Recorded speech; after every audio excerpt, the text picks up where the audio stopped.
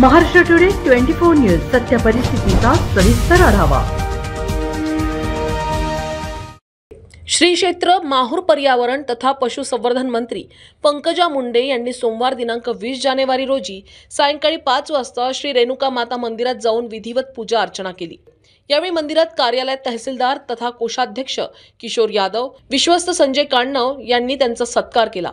तत्पूर्वी त्यांनी दत्तशिखर संस्थानवर भगवान दत्तात्रय स्वामींचे दर्शन घेतले। पंकजा मुंडे यांचे माहूर नगरीत आगमन होताच पंकजाताई यांनी शहरातील मुंडे चौकात लोकनेते स्वर्गीय गोपीनाथ मुंडे यांच्या प्रतिमेचे पूजन करून त्यांना आदरांजली वाहिली। यावेळी प्रशासनाच्या वतीने सहाय्यक जिल्हाधिकारी मेघना कावली तसेच तहसीलदार किशोर यादव, विश्वास संजय कांडणव, श्री रेणुका माता मंदिर कार्यालयात पंकजाताई यांचा सत्कार करण्यात आला।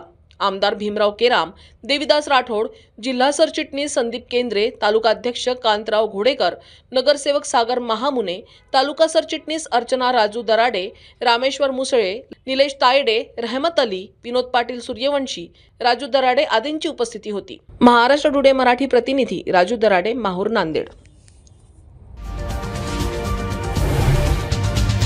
आजच महाराष्ट्र टुडे 24 न्यूजला सबस्क्राइब करा आणि सत्य परिस्थितीचा सविस्तर आढावा पहा।